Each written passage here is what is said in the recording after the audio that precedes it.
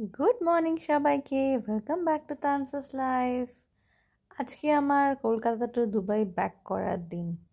মনটা খুব খারাপ, খুবই খারাপ। যেদিনকে আসছিলাম সেদিনকে এত মজা হচ্ছিল, আর 1 বছরের অপেক্ষার পর ফাইনালি এসছিলাম বাড়িতে।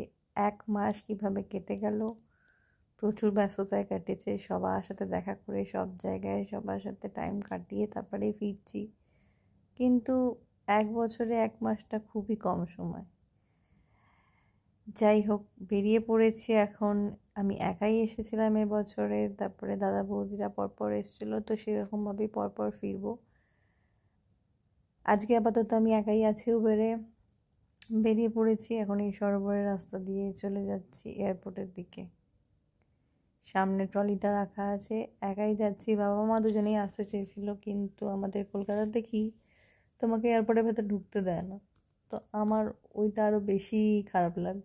তো ওই জন্য আমি বারণ করলাম যে যেতে হবে না, আমি ফোন করব, ফোনে অনলাইন থাকবো, পৌঁছে ফোন করব, প্রত্যেকটা স্টেপে স্টেপে ফোন করব। কারণ এটা আমার ফার্স্ট এক্সপিরিয়েন্স ছিল আসাটাও। এটা আমার ফার্স্ট যাওয়ার এক্সপিরিয়েন্সটাও একা, সেটা first time. Life is full of experience করেই শিখবে একটু একটু করে। যাই হোক, ঠিক আছে। সামনেই দ্য গ্রেট ভিউ। এটা অডিটোরিয়াম বানিয়েছে। তোমরা যারা কলকাতায় আছো বা মোটামুটি রিল টিল দেখো, তারা দেখে বুঝতে পারবে। সামনে এটা আইটিসি রয়্যাল বেঙ্গল দেখতে পাওয়া যাচ্ছে, তার পাশে আইটিসি সোনার বাংলা আছে, আর একদম তার গায়ে একটা বিশাল বড় অডিটোরিয়াম বানিয়েছে সব রকমের মেলা এখানে হওয়ার জন্য। আমি লেফট সাইডে ছিলাম, তো লেফট সাইডে এটা দেখতে পাচ্ছি। এর ঠিক রাইট সাইডেই হচ্ছে সায়েন্স সিটি।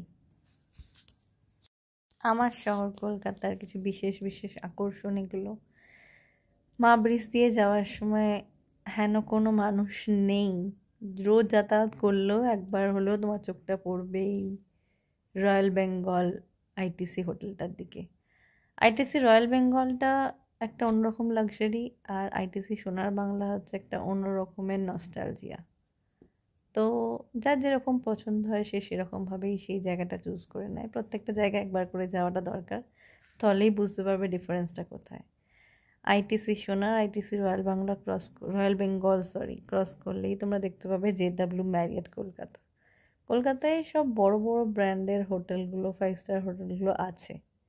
এই পাশে এই 3টে দেখতে পাচ্ছ, তাজ বেঙ্গল আছে, নোভোটেল আছে, ওয়েস্টিন আছে, সবই আছে। এই সামনেই এই টাওয়ারটা হচ্ছে JW ম্যারিয়ট কলকাতা। সামনেই টাওয়ারটা, একদম পুলটা একদম পুরো, মানে কিছু কিছু ভাইবসগুলো পুরো দুবাইয়ের মতোই লাগে, মানে অ্যাটলান্টিস তার রয়্যালটা যেরকম। পৌঁছে গেছি এয়ারপোর্টে।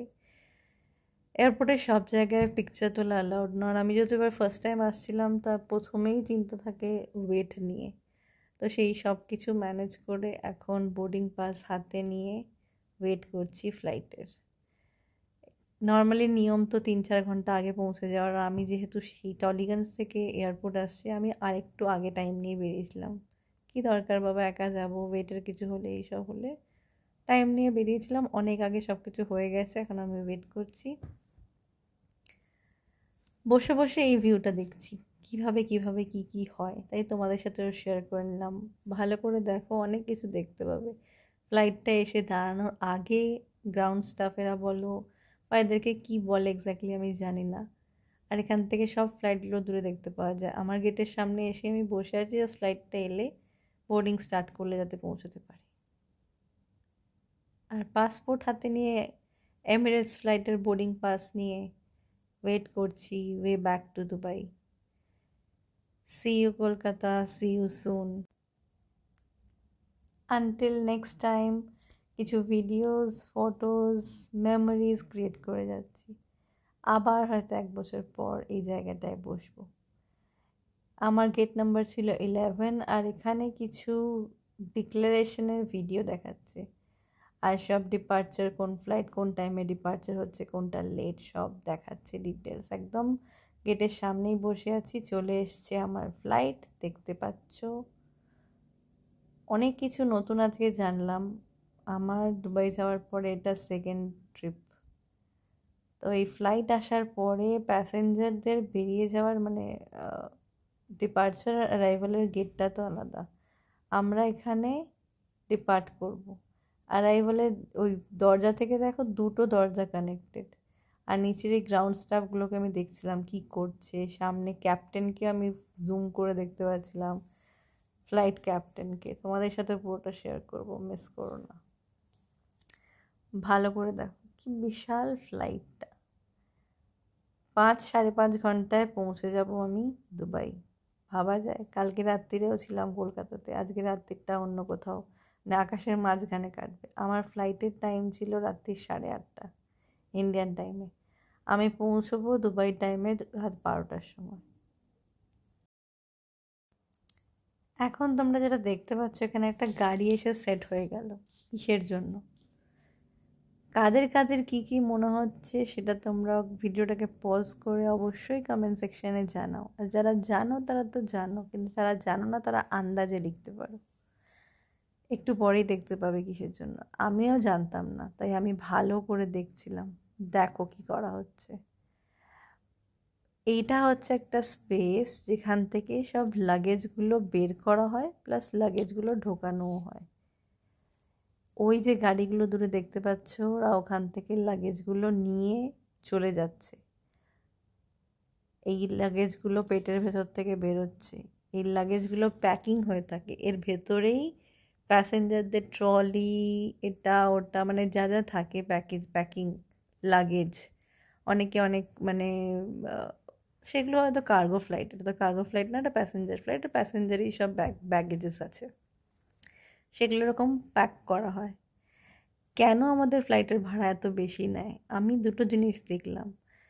আমি ফ্লাইটে ওঠার আগে যেমন দেখতে পাচ্ছি এমিরেটসটা এত সুন্দরভাবে প্যাক করে পুরো ফুল সিকিওরডভাবে রাখা হয়, সেখানে এই গাড়িগুলো নিয়ে এরকম পুরো একদম মনে হচ্ছে মেঝের সাথে নিচে চাকা দেওয়া গাড়ি, সেটা নিয়ে যাচ্ছে পরপর পরপর পরপর পরপর পুরো ট্রেনের মতো চলে যাচ্ছে। এই ট্রেনটা একটা জায়গায় গিয়ে কানেক্ট হচ্ছে, আর এখান থেকে একটা একটা করে বেরোচ্ছে।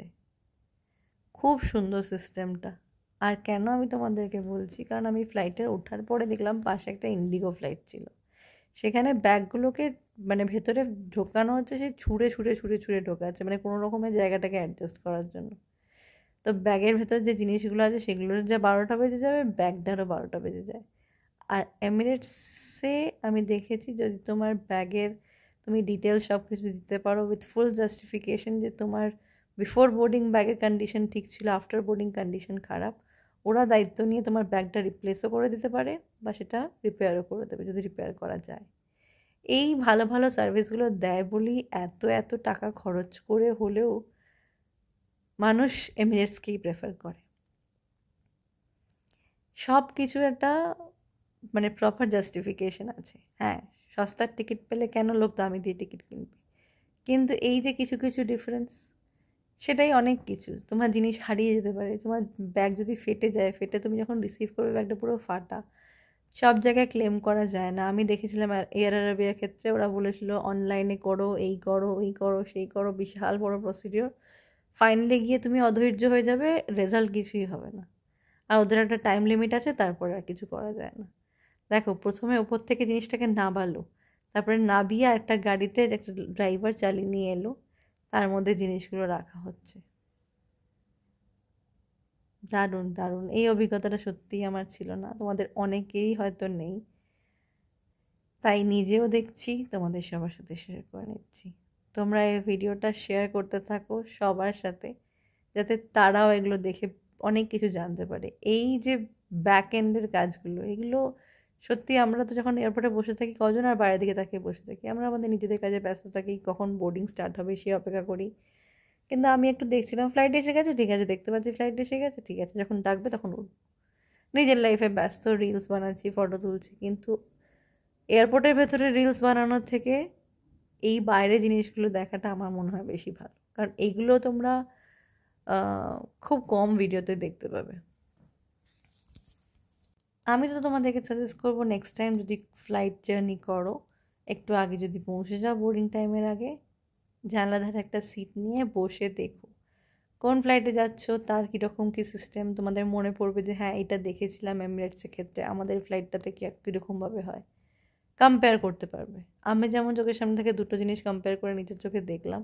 ইন্ডিগোরটা হয়তো ভিডিও করিনি, কারণ আমি চোখ দিয়ে দেখেই এতটা অবাক হয়েছিলাম, আমি আর ভিডিও করার কথাটা আমার মাথাতেই আসেনি। এই ভিউ দেখতে দেখতেই বোর্ডিং স্টার্ট হওয়ার অ্যানাউন্সমেন্ট হয়ে গেল। বোর্ডিং স্টার্ট হয়ে গেছে, এখন যাচ্ছি ফ্লাইটের ভেতরে। ভিডিওটি যদি ভালো লেগে থাকে অবশ্যই লাইক, কমেন্ট, শেয়ার আর সাবস্ক্রাইব করতে ভুলো না। খুব শীঘ্রই দেখা হবে নতুন একটা ভিডিওতে। ততক্ষণের জন্য সবাইকে টাটা। সবাই সুস্থ থেকো, ভালো থেকো।